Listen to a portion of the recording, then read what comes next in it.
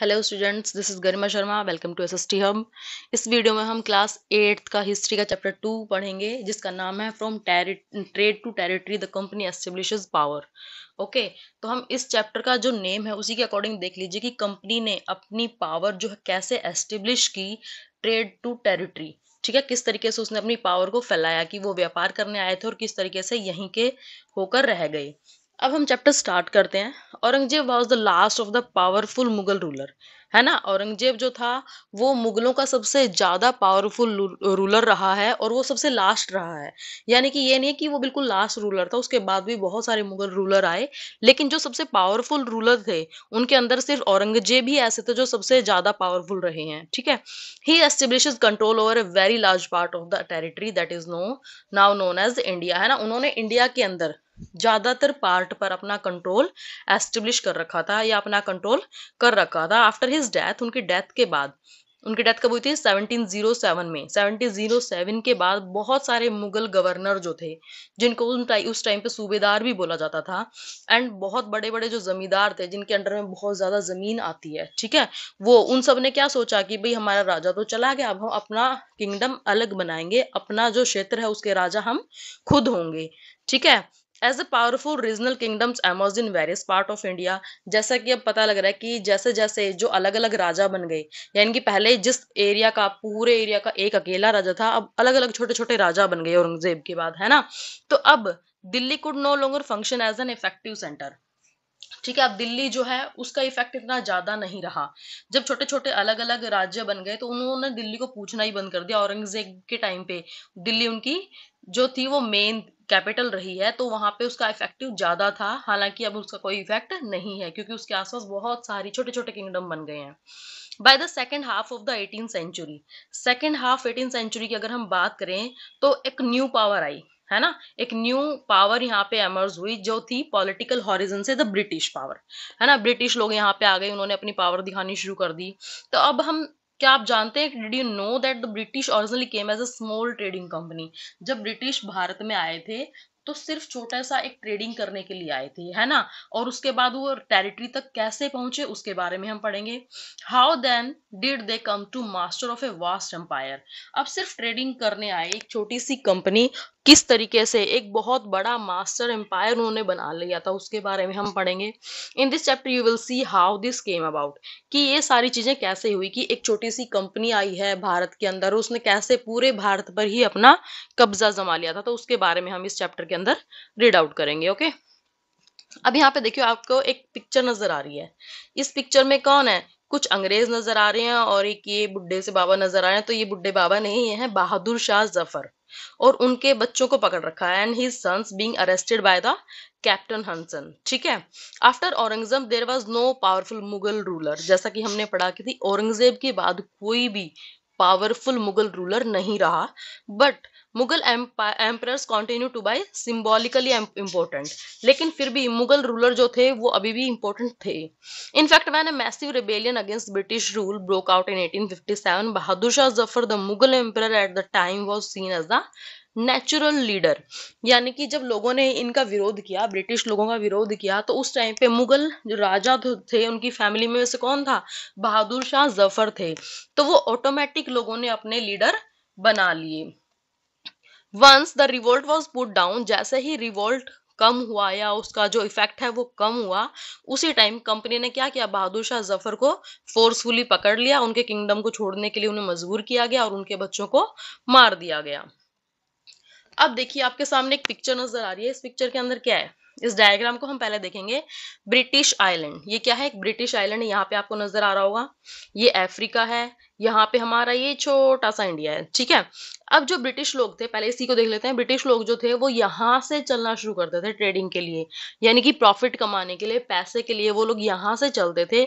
और यहाँ से चलने के बाद वो इस तरीके से कभी यहाँ पहुंच जाते थे, कभी वो थोड़ा सा आगे निकल जाते थे तो यहाँ पहुंच जाते थे, कभी यहाँ पहुंच जाते थे। एग्जैक्ट उनके पास कोई जगह नहीं थी कि वो किस तरफ जाना है, बस उनको ये पता था कि पूर्व की तरफ या ईस्ट की तरफ हम लोगों को जाना है। ठीक है, वहीं से वो लोग व्यापार करते थे।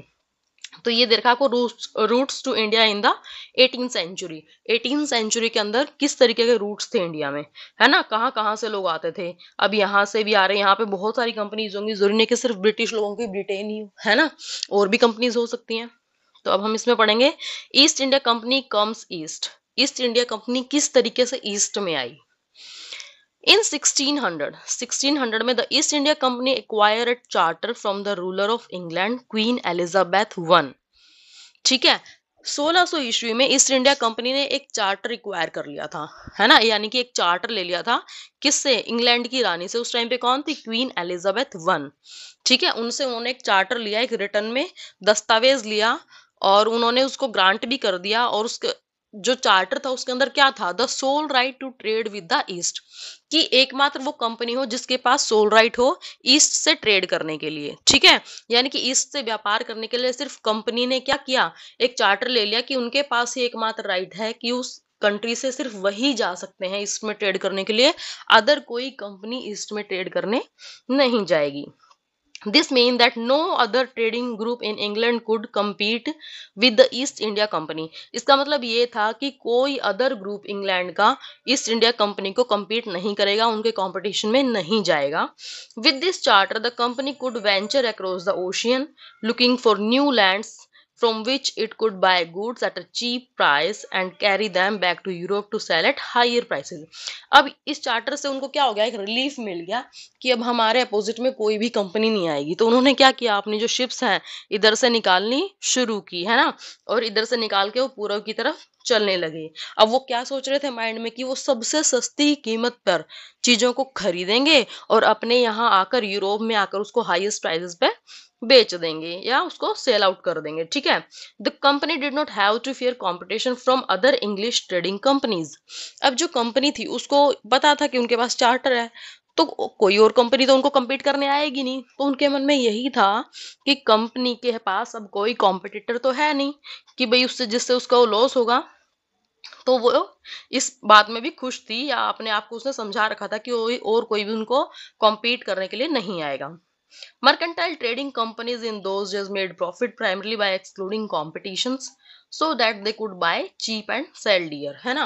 अब मर्केंटाइल, सबसे पहले हम इस वर्ड को समझते हैं कि मर्केंटाइल होता क्या है। ये एक ऐसा बिजनेस होता है जिसके अंदर सामान को कम से कम कीमत पर खरीदा जाता है और उसको ज्यादा से ज्यादा कीमत पर बेचा जाता है, यानी कि इसके अंदर प्रॉफिट बहुत ज्यादा होता है। तो ईस्ट इंडिया कंपनी उस टाइम पे एक ऐसी कंपनी थी जो मर्केंटाइल बिजनेस कर रही थी, मर्केंटाइल ट्रेडिंग कर रही थी। वो क्या करती थी, क्योंकि उसके कंपटीशन में तो कोई था नहीं, तो वो सबसे चीप प्राइस पे चीजों को खरीदती थी, सामान को खरीदती थी और ज्यादा से ज्यादा सामान पे उनको सोल्ड आउट कर देती थी। The royal charter however could not prevent other European powers from entering the eastern market.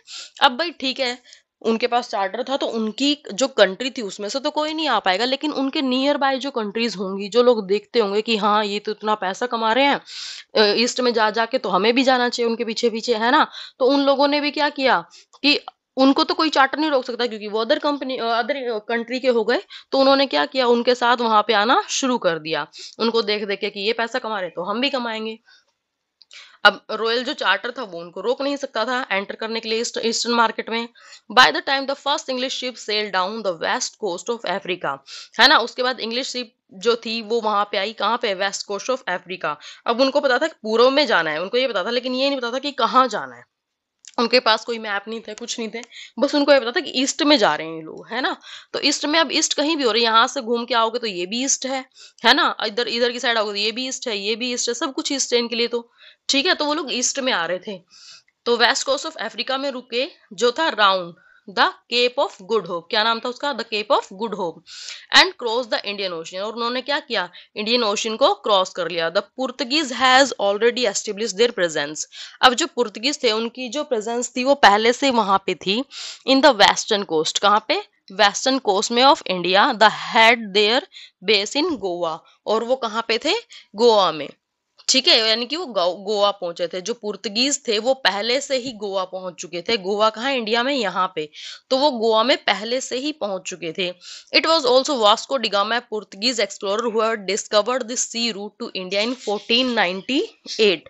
ठीक है, तो ये एक वास्को डिगामा जो थे वो एकमात्र ऐसे पर्सन थे जो ईस्ट इंडिया कंपनी से पहले ही यानी कि 1498 में कहाँ पहुंच गए थे, कहाँ पहुंच गए थे, इंडिया में, जो कि उनको ईस्ट इंडिया कंपनी को पता नहीं था। ठीक है, 1498 में वो कहाँ पहुंच गए थे, गोवा में।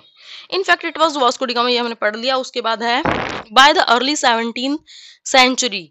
अब देखो पुर्तगीज यहाँ पे आ गए, पुर्तगीज तो यहाँ पे पहले से आ गए थे, वास्को डिगामा वगैरह आ गए, ठीक है, फ्रेंच लोग आ गए थे। अब उन्होंने, डच ने भी क्या सोचा कि भाई ये सारे तो बहुत प्रॉफिट कमा रहे हैं तो हमें भी जाना चाहिए, है ना।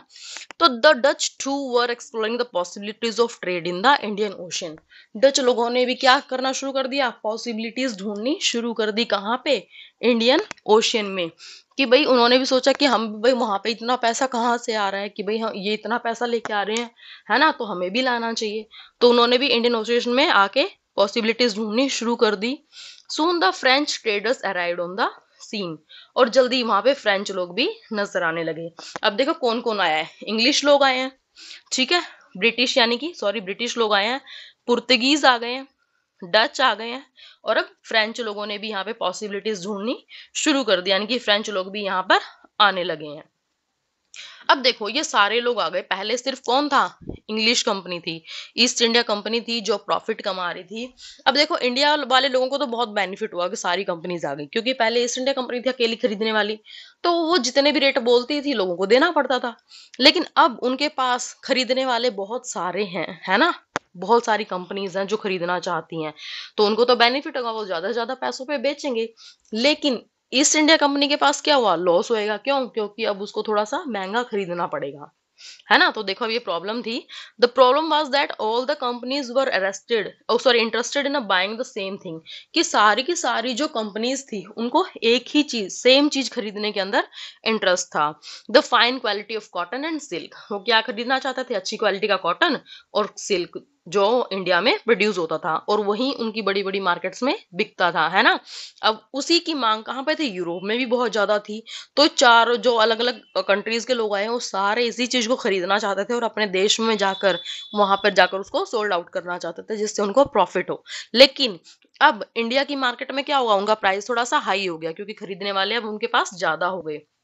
इसके अलावा pepper, cloves, cardamom and cinnamon too were in a great demand. अब देखो कॉटन और सिल्क तो था ही, उसके अलावा काली मिर्च, लौंग, इलायची और दालचीनी, इसकी भी बहुत ज्यादा डिमांड थी यूरोप में, क्योंकि ये सिर्फ हमारे यहाँ होता था, यूरोप में इतना नहीं होता था। Competition amongst the European companies inevitably pushed up the price at which these goods could be purchased. अब देखो कंपटीशन के चक्कर में क्या हुआ कि इन चीजों का जो वैल्यू है वो बढ़ गई, है ना। अगर किसी को परचेज करना है तो उसको थोड़ा सा ज्यादा पैसा देना होगा, तभी वो परचेज कर पाएगा, है ना। तो जो ईस्ट इंडिया कंपनी थी वो पहले बिल्कुल सस्ती खरीदती थी और महंगी जाकर बेच देती थी, लेकिन अब उनको महंगा ही खरीदना है और महंगा ही बेचना है, तो उनका प्रॉफिट क्या हो गया, थोड़ा सा कम हो गया। सपोज अगर हम बात कर रहे हैं, एक एग्जांपल ले लेते हैं, भाई कोई चीज वो 10 रुपए की यहाँ से खरीद के लेकर जा रहे थे और अपनी मार्केट में जाके वो 100 रुपए की बेच रहे थे, ठीक है। लेकिन अब कंपटीशन इतना सारा हो गया, तो इंडिया के लोगों ने क्या कर दिया कि भाई लेने वाले इतने सारे हैं, एक चीज है तो उसको क्या करेंगे, प्राइस बढ़ा देंगे। अब वो चीज उनको यहाँ पे 50 रुपए में मिल रही है और वो वहां पे बेच 110 रुपए में ही रहे हैं, भाई ज्यादा से ज्यादा 110 ले लेंगे, है ना। तो उनको लॉस हुआ ना, कहाँ, उनको पहले 90 रुपीज का प्रॉफिट हो रहा था, अब कितना हो रहा है, 60 रुपीज का ही प्रॉफिट हो रहा है ना। तो उनको तो लॉस ही हो रहा है एक तरीके से। अब उससे बचने का इलाज उनको ढूंढना था कि भाई हमारा प्रॉफिट तो बहुत कम होता जा रहा है, तो हम क्या कर सकते हैं। The only way the trading companies could flourish was by eliminating रिवेल competitors, है ना। अब इन ट्रेडिंग कंपनीज को क्या करना था, अगर अपना प्रॉफिट बढ़ाना है तो एक दूसरे को एलिमिनेट करना पड़ेगा, हटाना पड़ेगा, तभी उनका प्रॉफिट बढ़ेगा। The urge to secure markets therefore led to fierce battle between the trading companies, है ना। अब अपनी मार्केट को सिक्योर करने के लिए उनके बीच में क्या होने लगी, लड़ाइयां होने लगी, है ना। वो क्या करते थे, अब 17 और 18 सेंचुरी में उन्होंने रेगुलरली क्या किया, एक दूसरे के शिप को डुबो दिया, है ना, क्योंकि वो बाय वाटर ही आते थे, बाय ओशन ही आते थे, शिप से आते थे। तो उन्होंने क्या कर दिया, भाई जिसका भी शिप उनको आपस में दिखता था, जो कमजोर होता था उसके शिप को डुबो दिया जाता था, है ना। या फिर उन्होंने क्या कर दिया, रूट्स को ब्लॉक करना शुरू कर दिया, है ना। And prevented रिवेल ships from moving with supplies of goods, और उन्होंने रोकना शुरू कर दिया दूसरे शिप्स को कि वो सामान लेकर ना जा पाए, ठीक है। Trade was carried on with arms and trading post were protected through fortification. अब जो ट्रेड था, जो व्यापार था, जो ट्रेडिंग वो कर रहे थे कि सामान को इधर से उधर लेके जा रहे थे, तो किस बेस पर चल रहा था कि भाई आम यानी कि जो हथियार थे उनके बेस पर चलना शुरू हो गया था। यानी कि जिसके पास ज्यादा हथियार होंगे, ज्यादा सैनिक होंगे, है ना, वो तो जा सकता है, अदरवाइज वहां पे उनको पकड़ लिया जाता था और उनके सामान को लूट भी लिया जाता था, सिंक भी कर दिया जाता था, है ना। तो उनको ट्रेडिंग करने के लिए मुश्किल हो रही थी, जिनके पास इतनी सारी चीजें नहीं थी, यानी कि ज्यादा सैनिक नहीं थे, ज्यादा हथियार नहीं थे, उनको ट्रेडिंग करने में प्रॉब्लम होने लगी थी। This effort to fortify settlements and carry on profitable trade also led to intense conflict with the local ruler, है ना। अब उन्होंने क्या किया, उनको एफर्ट करना पड़ा था, किस लिए, सेटलमेंट्स के लिए भी एफर्ट करना पड़ा, क्योंकि अगर उनको प्रॉफिट पे ट्रेड करना है तो उनको क्या करना पड़ेगा, वहां पे रहना पड़ेगा, ताकि जब कम कीमत हो तो सामान को खरीद लें और अपने भाई घर में या अपना जो भी उन्होंने वेयर हाउस बनाया उसके अंदर उस सामान को रखें। अब सामान रखने के लिए, क्योंकि बारिश भी होती है, चोरी भी होती है, सब कुछ होता है, तो सामान को बचाने के लिए उनको एक वेयर हाउस चाहिए, उनको एक घर चाहिए, या उनको एक बड़ा सा उनको स्टोर चाहिए जहां पे वो उस वेयर हाउस उस सामान को रख सके, है ना।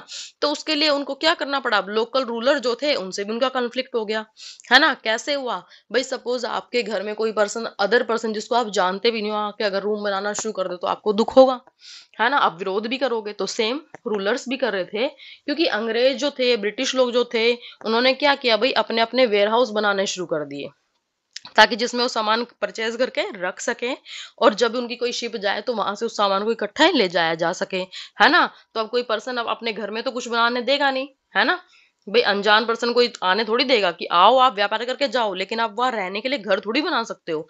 तो सेम प्रॉब्लम यहाँ भी शुरू हो गई। The company therefore found it difficult to separate trade from politics, है ना। अब कंपनी को मुश्किल होने लगा, क्योंकि वो आए तो सिर्फ व्यापार करने थे, उनको सिर्फ पैसे से मतलब था, पैसे कमाने आए थे, है ना। अब उनको बड़ा मुश्किल होने लगा कि वो पॉलिटिक्स को और अपने ट्रेड को दोनों को अलग रखना चाहते थे, लेकिन वो रख नहीं पा रहे थे। उनको पॉलिटिक्स भी यहाँ पे खेलनी पड़ेगी अगर उनको यहाँ रहना है तो। ठीक है, let us see how this happen. अब हम देखते हैं कि ये किस तरीके से हुआ। East India Company begin trade in Bengal. सबसे पहले जो ईस्ट इंडिया कंपनी है उसने बंगाल से ट्रेडिंग शुरू की थी, बंगाल में, है ना, कोलकाता जिसको अब हम बोलते हैं, कलकत्ता था उस टाइम पे, तो वहां से उन्होंने ट्रेडिंग शुरू की थी। वहीं से पढ़ेंगे अब हम। The first English factory was set up on the bank of the river Hooghly in 1651। जो फर्स्ट फैक्ट्री स्टार्ट हुई थी, अंग्रेज लोगों ने जो फर्स्ट फैक्ट्री स्टार्ट की थी, वो हुगली एक रिवर है, ठीक है, वेस्ट बंगाल में, उसके किनारे पे स्टार्ट की थी। कब की थी, 1651 में, ये आप ध्यान रखना। This was the base from which the companies traders known at the time age factor operator, है ना। इस टाइम पे ये बेस रहा था उस टाइम पे कंपनी का, ट्रेडिंग का, और जो कंपनी ट्रेडर्स थे जो वहां पे फैक्ट्रीज लगाते थे, फैक्ट्रीज को चलाते थे, उनको क्या बोला जाता था, फैक्टर्स। जो भी कंपनी चलाते थे उनको क्या बोलते थे, फैक्टर्स। जो फैक्ट्री चला रहे हैं, फैक्टर्स, ठीक है। The factory had a warehouse where goods for export were stored, है ना। कंपनी जो थी उसके पास बहुत सारे वेयर हाउसेज उन्होंने बनाने शुरू कर दिए थे, बड़े बड़े वेयर हाउसेज बनाने शुरू कर दिए थे, जिसके अंदर वो अपने सामान को स्टोर करके रख सके, जो भी गुड्स वो वहां से परचेज करते थे वो सारा सामान वहां पे रख सके और फिर वहां से वो एक्सपोर्ट करें, ठीक है। And it had office where company official set. अब यहाँ पे उन्होंने वेयर हाउस के पास क्या किए, कुछ ऑफिसेज भी शुरू कर दिए, है ना। अब ये तो है नहीं कि बस वो सामान रखेंगे और चले जाएंगे, वहां पे ऑफिसर्स भी होने चाहिए जो उन चीजों को कैरी कर सके कि कितना सामान कहाँ से आ रहा है, कितना कहाँ से आया है, कितने पैसे दिए गए हैं, कितना जा रहा है, सारी चीजों का रखना भी पड़ता है। तो वो सारी चीजें भी वहां से ही होने लगी, वहीं पे ऑफिसर्स रहने लगे, वहीं पे सामान को वो रखते थे, है ना, वहीं पे उनके ऑफिसेस बन गए थे। एज अ ट्रेड एक्सपेंडेड, जैसे जैसे उनका व्यापार बढ़ा, the company persuaded merchants and traders to come and settle near the factory. अब जैसे जैसे देखो उनकी ट्रेडिंग जो कंपनी है वो बढ़ने लगी, भाई कंपनी बड़ी होने लगी वहां पे, तो कंपनी ने क्या किया कि उसके जो भी मर्चेंट्स और ट्रेडर्स थे उनको क्या बोला कि तुम भी यहाँ आके रहो, कहाँ पे, फैक्ट्री के पास ही। By 1696 it began building a fort around the settlement. अब उन्होंने क्या किया 1696 में, देखो 1651 में उन्होंने हुगली रिवर के किनारे पर आ गए थे, और 1696 में उन्होंने क्या किया, यहाँ पे एक बिल्डिंग बनानी शुरू कर दी थी। क्यों बिल्डिंग बनानी शुरू कर दी, एक फोर्ट, एक किला, मजबूत किला बनाना शुरू कर दिया था रहने के लिए, 2 years later, it bribed Mughal officials into giving the company zamindari rights over 3 villages.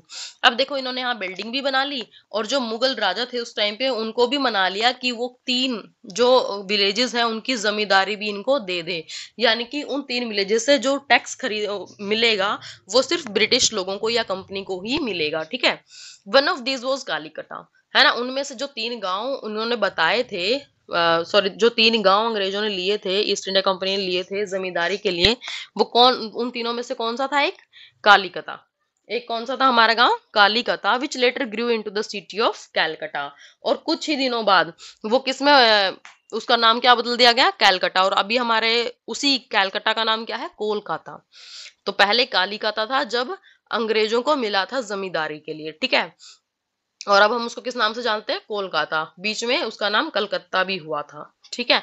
ये भी ध्यान रखना आप। It also persuaded the Mughal emperor Aurangzeb to issue a farman granting the company the right to trade duty free, है ना। अब देखो इस लाइन का मतलब भी बहुत इंपॉर्टेंट है, ये बहुत इंपॉर्टेंट रही है। देखो इन्होंने क्या किया, मुगल एम्परर जो था औरंगजेब उसको भी मना लिया। किसके लिए मना लिया? एक फरमान उनसे लिया, जैसे कि उन्होंने किससे लिया था? एलिजाबेथ वन से लिया था, ठीक है।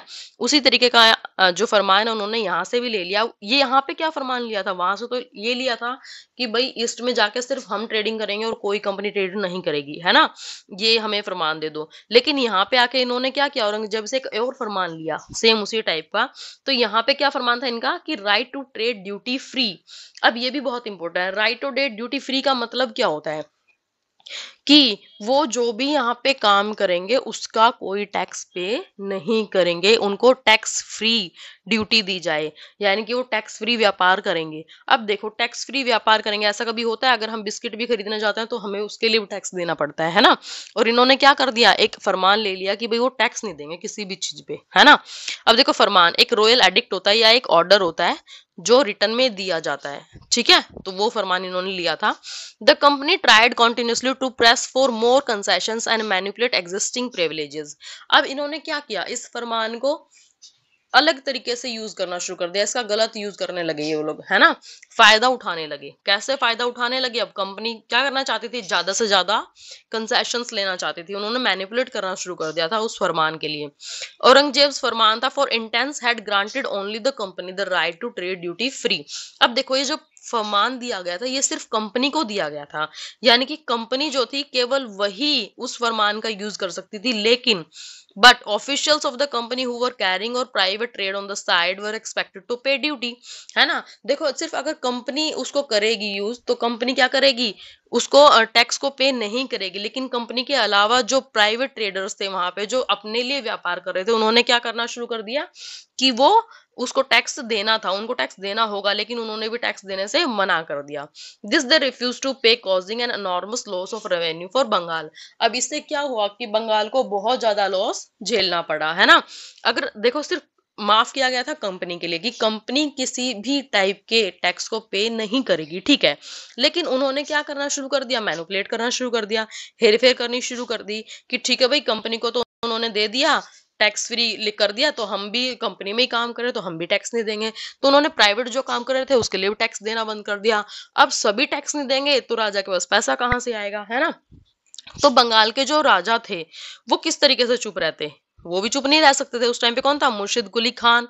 अब किस तरीके से मुर्शिद कुली खान प्रोटेस्ट नहीं करता? उसको तो करना पड़ेगा, क्योंकि अगर वो प्रोटेस्ट नहीं करेगा तो उनको लॉस हो जाएगा बहुत ज्यादा, ठीक है। अब देखो यहाँ पे आपको एक डायग्राम दिखाई दे रहा है, इसके अंदर लोकल बोट्स हैं, bring goods from ship in Madras, painted by William Simpson. उस टाइम पे फोटोज तो क्लिक नहीं कर सकते थे, मोबाइल वगैरह नहीं होते, कैमरे भी नहीं होते थे 1867 में, इसीलिए एक ये जो पेंट किया गया है ये विलियम सिम्पसन ने किया है। ये देखो यहाँ पे पूरा समुद्र है और यहाँ पे ये लोग यहाँ पे सामान को शिप्स में डालते हैं और यहाँ से लेके जाते हैं। और यहाँ पे इन्होंने एक किला बना रखा है, फोर्ट, है ना, कि इसके अंदर वो वेयर हाउस भी हैं, ऑफिसर्स भी यहीं रहते हैं, यहीं से काम करते हैं, ठीक है। अब ये पर्सन, इसकी फोटो आप एक बार देख लो, ये बहुत इंपॉर्टेंट है, रॉबर्ट क्लाइव। ये हमेशा आप नाम ध्यान रखना, रॉबर्ट क्लाइव बहुत इंपॉर्टेंट है। इसके बारे में हम पढ़ेंगे how trade led to battle, किस तरीके से जो ट्रेड है, जो व्यापार था उनका, वो बैटल तक कैसे पहुंचा। वो लड़ने थोड़ी आए थे भारत में, है ना, वो क्या करने आए थे, सिर्फ व्यापार करने, ट्रेडिंग करने के लिए आए थे। Through the early 18th century the conflict between the company and the nawabs of Bengal intensified, है ना। अब अर्ली 18th सेंचुरी जैसे ही आई, अर्ली 18th सेंचुरी में क्या हुआ, कॉन्फ्लिक्ट हो गया, विरोध हो गया दोनों के बीच में। किस किस के बीच में, ईस्ट इंडिया कंपनी के बीच में और बंगाल के नवाबों के बीच में। अब क्यों हुआ, वो आपने पढ़ा है क्यों हुआ था, क्योंकि वो टैक्स पे नहीं कर रहे थे, है ना। After the death of the Aurangzeb की डेथ के बाद the Bengal nawab asserted the power and autonomy as other regional powers were doing at that time.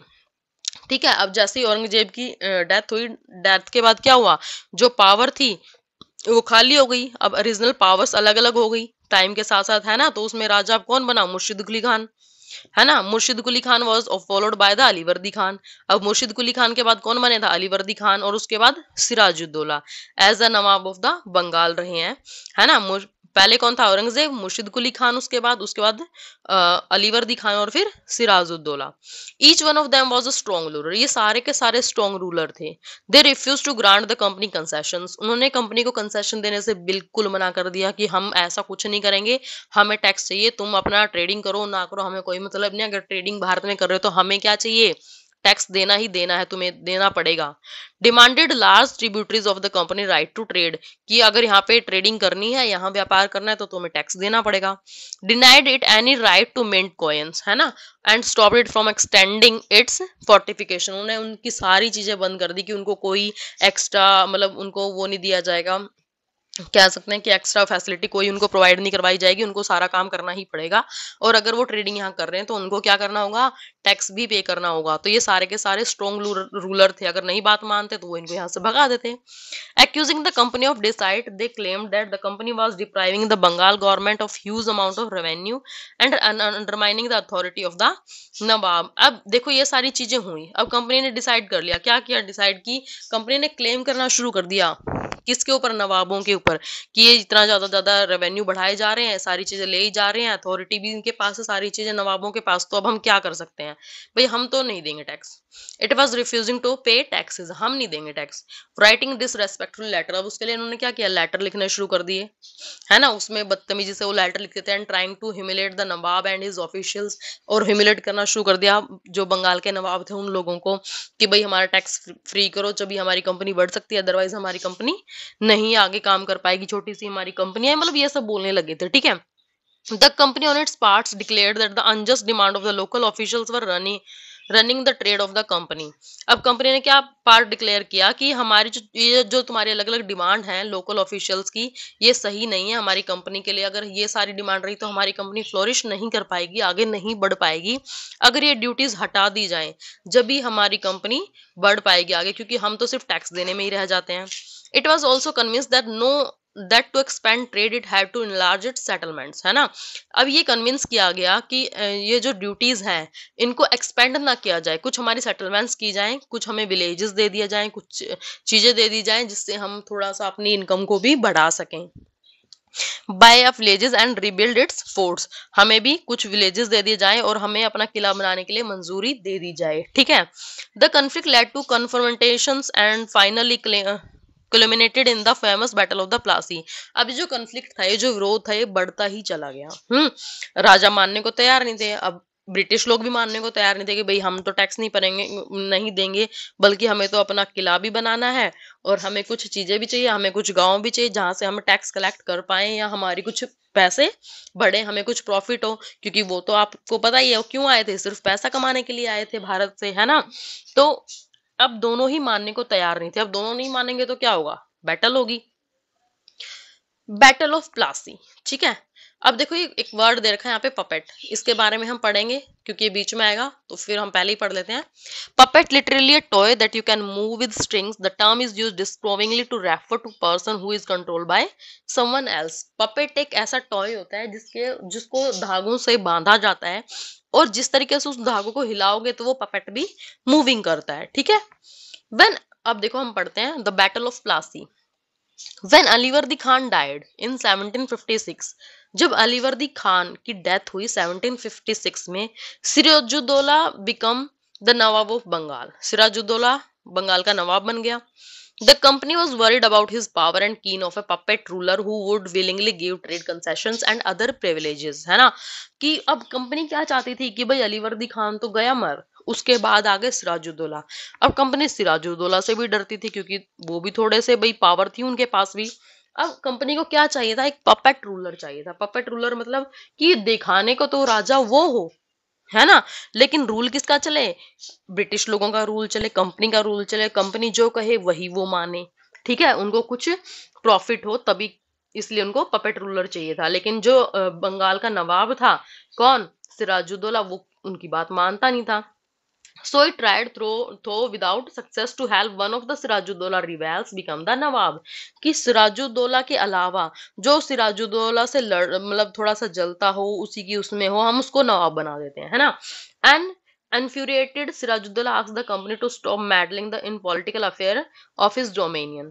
ठीक है, अब सिराजुद्दौला ने क्या बोला कि जो कंपनी है वो कोई भी पॉलिटिकल अफेयर में अपना डिस्टर्ब नहीं करेगी, बीच में आके नहीं बोलेगी, उनको इस चीजों से कोई मतलब नहीं है। स्टॉप फोर्टिफिकेशन, कोई किला विला नहीं बनेगा, फोर्टिफिकेशन वगैरह बंद करो ना, उनको कोई रेवेन्यू दिया जाएगा। ठीक है, डोंट पे द रेवेन्यू, कोई उनको रेवेन्यू नहीं मिलेगा।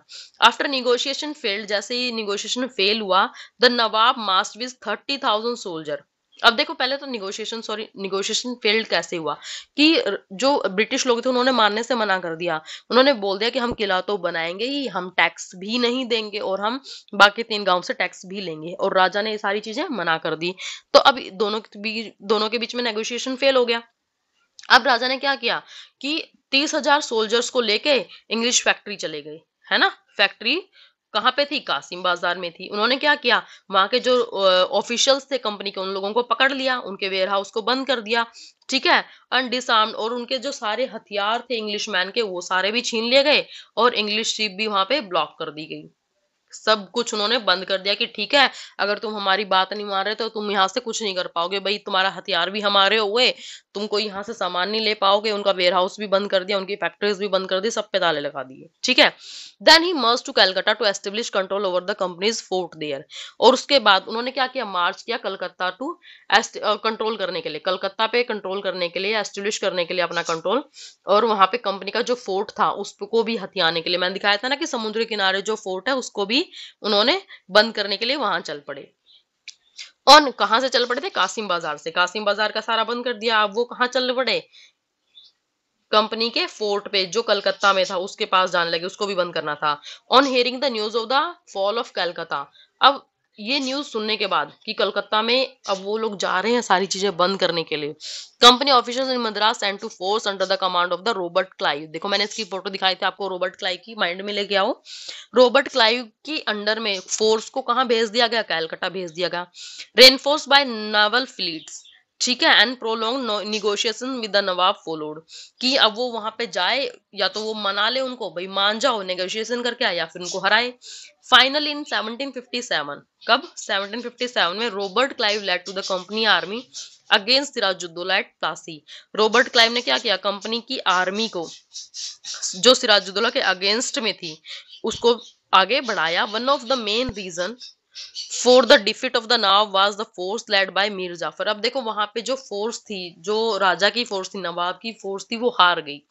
ठीक है, कौन जीत गया, रॉबर्ट क्लाइव जीत गया। अब वो क्यों जीता, क्योंकि नवाब का जो एक पर्सन था, कौन था, मीर जाफर, है ना, उनके जो ग्रुप में मीर जाफर था, उसने क्या किया, सिराजुद्दौला को कमांडर्स भेजने थे, लेकिन उसने क्या किया, अपनी जो एक टुकड़ी थी वो वहां भेजी ही नहीं, है ना। नेवर फॉर द बैटल, अब अगर वो वहां पे भेज देता अपने सैनिकों को तो ऐसा होता ही नहीं, सिराजुद्दौला जीत जाता, लेकिन सिराजुद्दौला हार गया क्योंकि मीर जाफर ने धोखा दे दिया। अब मीर जाफर ने क्यों धोखा दिया होगा, क्योंकि जो अंग्रेज थे, रॉबर्ट क्लाइव जो था, वो उसने क्या कहा होगा उसको कि भाई तुम्हें, क्योंकि उनको पपेट रूलर चाहिए था, तो उन्होंने उसको बोला हो कि भाई हम तुझे राजा बना देंगे, है ना, यही बात होगी। Clive had manage to secure his support by promising to make him nawab after crushing Sirajuddaula. देखो मैंने कहा था कि रॉबर्ट क्लाइव ने उसको क्या लालच दिया कि मैं तुमसे प्रॉमिस करता हूँ कि मैं तुम्हें राजा बना दूंगा। अब ऐसा नहीं कि वो प्रॉमिस के बिल्कुल पक्के थे कि भाई पक्का वादा करेंगे तो हम निभाएंगे, ऐसा कुछ नहीं था। वो बहुत चालू थे, क्यों, उनको पपेट रूलर चाहिए था, इसलिए उन्होंने उसको राजा बना दिया। The battle of Plassey became famous, अब जो बैटल ऑफ प्लासी है वो बहुत ज्यादा फेमस हो गई, क्यों? क्योंकि it was the first major victory of the company won in India.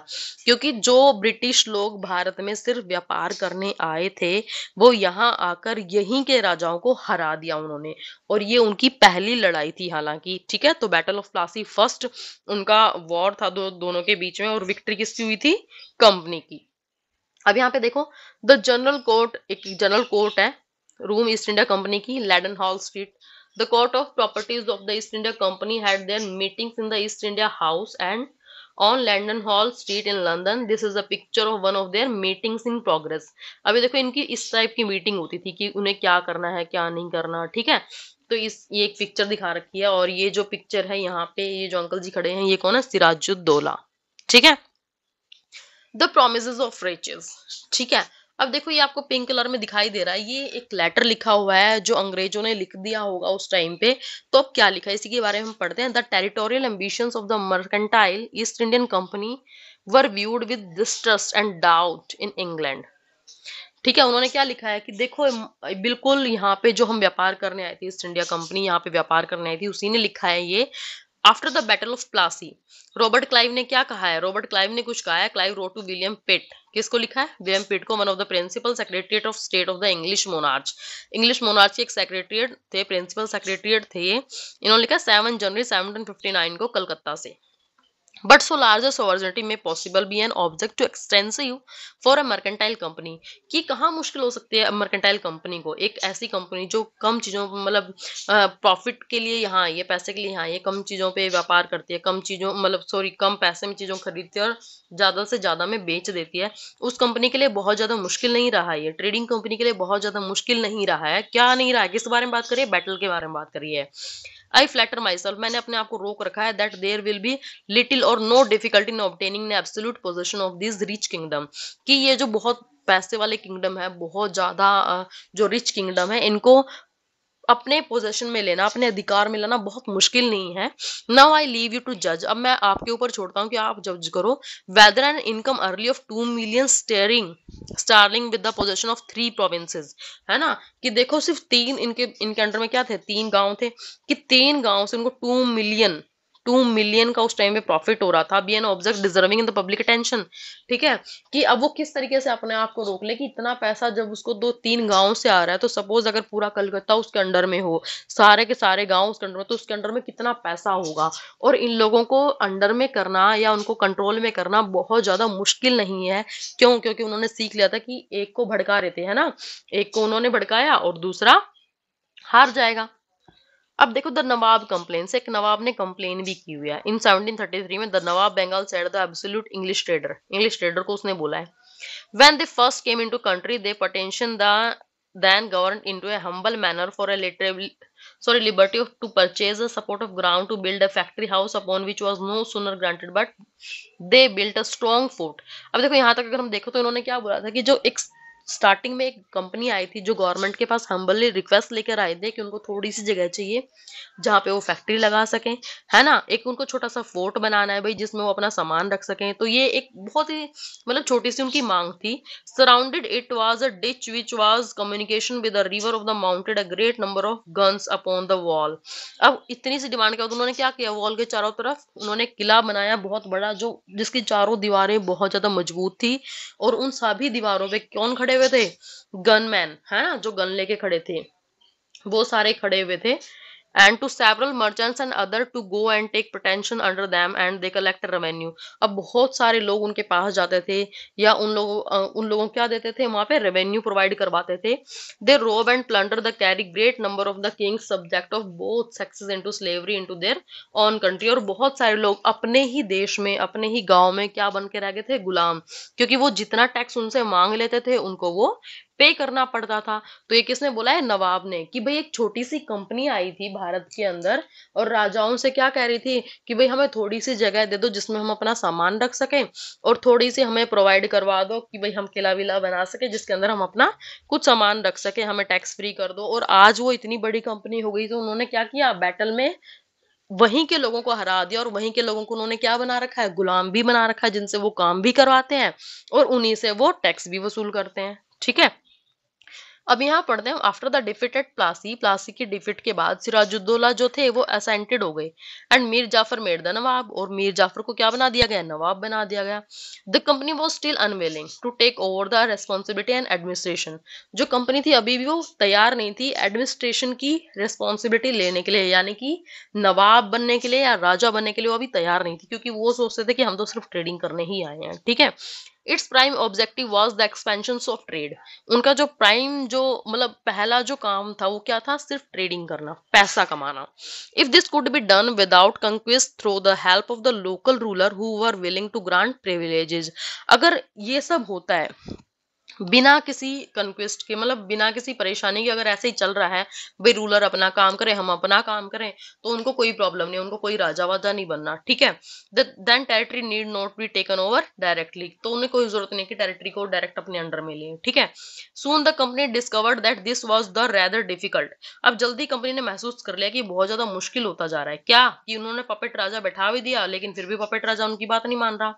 For even the puppet nawab were not always as helpful as the company wanted them to be, है ना। अब कंपनी को लगने लगा कि अगर पपेट राजा की जगह मैं खुद ही तैयार हो जाऊं, मैं खुद ही बन जाऊं राजा भी, तो मैं जितनी अपनी हेल्प कर सकते हूँ उतनी कोई और भी नहीं कर पाएगा। After all, they had to maintain a basic appearance of dignity and sovereignty if they wanted respect from their subjects, ठीक है। क्या अगर पपेट राजा को भी कई बार वो क्या करता था, कंपनी की बातों को मानने से मना कर देता था। क्यों मना कर देता था, क्योंकि उसको भी अपनी जो प्रजा है, जो लोग हैं, उनकी नजरों में अच्छे बने रहना है, तो उन्हें समटाइम्स क्या कर लेना पड़ता था, उनके लिए एक ऐसा डिसीजन लेना पड़ता था जो कंपनी के लिए सही ना हो। अब उससे क्या होता था, कंपनी रूठ जाती थी। What could the company do, अब कंपनी क्या करे, है ना, कंपनी तो फंस गई बेचारी। अब कंपनी क्या करे भाई, पपेट रूलर बनाया अभी इतनी मेहनत से, अब वो पपेट रूलर भी हमारी बात नहीं मान रहा। When Mir Jafar protest the company depose him, जैसे ही मीर जाफर ने प्रोटेस्ट शुरू कर दिया कि भाई मैं तुम्हारी बात नहीं मानूंगा सारी, तो कंपनी ने क्या किया, उसे भी हटाने की कोशिश की, और किसको ले आई, मीर कासिम को ले आए, है ना। जब मीर कासिम ने भी कंप्लेंट की कि he turn in defeated a battle fought in Buxar, Mir Qasim को इन्होंने कब हरा दिया, बैटल में, बक्सर की बैटल में 1764 में, जो कहाँ हुई थी, बंगाल में हुई थी। एंड मीर जाफर वाज री इंस्टॉल्ड, अब मीर जाफर को इन्होंने दोबारा बना दिया, और मीर जाफर को क्या बोला कि भाई 5 लाख रुपए हर महीने हमें चाहिए, ठीक है। Wanted more money to finance its wars, कि भाई ज्यादा से ज्यादा हमें जितना पैसा दोगे उतना बढ़िया, भी 5 लाख महीने तो हमें चाहिए ही चाहिए, जो कि उनकी वॉर के लिए लगे हैं। And meet the demand of trade and its other expenses, जिससे वो क्या करेंगे, ट्रेडिंग करेंगे और अदर एक्सपेंसेस जो खर्चे हैं कंपनी के वो भुगतेगी company. It wanted more territories and more revenue, अब उनको क्या चाहिए थे, 3 गांव पहले ही दे दिए गए थे, 3 टेरिटरी दे दी गई थी, अब उनको ज्यादा टेरिटरीज चाहिए जिससे उनको ज्यादा रेवेन्यू मिल सके। By the time Mir Jafar died, जैसे ही मीर जाफर की डेथ हुई 1765 में, the mood of company had change, जो कंपनी का मूड था वो बदल गया था। Having failed to work with puppet nawab, अब देखो उसने देखा कंपनी ने कि भाई पपेट नवाब भी रखे, उनकी लड़ाइयां भी हुई, उनके साथ झगड़ा भी किया, पैसा भी लगा, तो इससे अच्छा कि अब मैं ही राजा बन जाऊं। जो कंपनी थी उसने अपना मूड बिल्कुल चेंज कर लिया था, और अब वो खुद तैयार हो गई थी नवाब बनने के लिए। We must indeed become nawabs, nawabs और सेल, हमने अपने आप को खुद नवाब बना लेना चाहिए, है ना। फाइनली इन 1765, अब फाइनली 1765 में Mughal emperor appointed the company as the diwan of the provinces of Bengal. Mughal emperor जो थे उन्होंने क्या किया, कंपनी को दीवानी दे दी, है ना, कंपनी को दीवानी दे दिया गया, यानी कि कंपनी ही क्या करेगी, वो टैक्स कलेक्ट करेगी। The Diwani allowed the company to use the vast revenue resources of Bengal, Bengal की जो ज्यादातर रेवेन्यू आती थी अब सारी कहाँ जाएगी, क्योंकि दीवानी किसके पास है, कंपनी के पास। 1765 में कंपनी को दीवानी मिल गई, तो सारी रेवेन्यू कौन कलेक्ट करेगा, कंपनी करेगी। This solved a major problem, अब इससे बहुत बड़ी प्रॉब्लम होगी, that the company had earlier faced, जो कि कंपनी पहले फेस नहीं की थी। From the early 18th century it is trade with India had expanded, उसका जो ट्रेड था भारत के साथ वो बहुत ज्यादा बढ़ गया। But it had to buy most of the goods in India with gold and silver imported from Britain. देखो पहले अंग्रेजों को क्या करना पड़ता था, या कंपनी को क्या करना पड़ता था, पहले उनको अगर ट्रेडिंग करनी है तो अपने ब्रिटेन से गोल्ड या सिल्वर लेके आना पड़ता था, और उसके बदले में यहाँ से वो गुड्स परचेज करके लेके जाते थे, है ना। लेकिन जैसी उनको दीवानी मिली, उन्होंने क्या किया, जो सारा this was because at this time Britain had no goods to sell in India. अब उनके पास कोई गुड्स नहीं थे सेल करने के लिए इंडिया में। The outflow of gold and Britain slowed after the battle of Plassey. Plassey की बैटल के बाद जो गोल्ड था, जो ब्रिटेन से वो गोल्ड मंगाते थे, वो कम हो गया। क्यों? क्योंकि इनकी रेवेन्यू यहीं पे बढ़ गई थी, यहीं पे उनको पैसा मिल रहा था, तो उनको ब्रिटेन से लाने की नीड ही नहीं पड़ी। And entirely stopped after the assumption of Deewani. Battle of Plassey के बाद ही उन्होंने वहां से गोल्ड वगैरह सिल्वर वगैरह मंगवाना कम कर दिया था। लेकिन जैसे उनको पता लगा कि अब हमारे पास दीवानी भी है, तो उन्होंने बिल्कुल स्टॉप कर दिया कि भाई ब्रिटेन से हमारे पास यहाँ कुछ नहीं आएगा, हम यहीं से इन्हीं लोगों को लूटेंगे, यानी इन्हीं लोगों से रेवेन्यू लेंगे, इन्हीं के पैसे से इन्हीं का सामान खरीदेंगे और अपने देश में भेज देंगे। तो अब यहाँ से पहले क्या होता था कि ब्रिटेन से गोल्ड और सिल्वर आता, उसके बदले में सामान जाता। अब यहीं से गोल्ड भी जा रहा है, यहीं से सिल्वर भी जा रहा है, यहीं से सामान भी जा रहा है, सब कुछ जा रहा था कंपनी से इंडिया से। ठीक है, इंडिया से कंपनी सब कुछ भेजने लगी। This revenue could be use to purchase cotton. अब ये जो रेवेन्यू थी, ये परचेज करने लगी थी cotton, silk, textile in India में, और मेंटेन कंपनी ट्रूप्स। कंपनी के अपने इन्होंने ट्रूप्स बना दिए, सेना बना दिया, and meet the cost of building. और कंपनी की जो बिल्डिंग होती थी, वो फोर्ट किला, उनके ऊपर भी जो पैसा लगता वो भी भारत का ही लगता था, है ना। ऑफिस ऑफ कलकत्ता, कलकत्ता का ही लगता था। Company officials become nabobs. अब देखो हम देखते हैं कि कंपनी ने क्या किया है भाई। अलग अलग पहले जो राजा थे उनको हटाया गया, फिर उन्होंने पपेट राजा रखे, पपेट रूलर, है ना। अब उनसे भी उनको काम नहीं चला, तो उन्होंने क्या किया, अपने आप को ही नवाब बना दिया। अब अंग्रेजों को नवाब तो बोलना नहीं आता था, तो उन्होंने क्या शुरू कर दिया, नबोब्स। क्या बोला उन्होंने, नबोब। नवाब का ही ये वर्ड है, नवाब का, जो अंग्रेज नवाब नहीं बोल पाते थे, इसलिए उनको क्या बोलने लगे थे, नबोब्स। What did it mean by Nawab, to be नवाब? नवाब का मतलब क्या है? It mean of course that the company acquire more power and authority.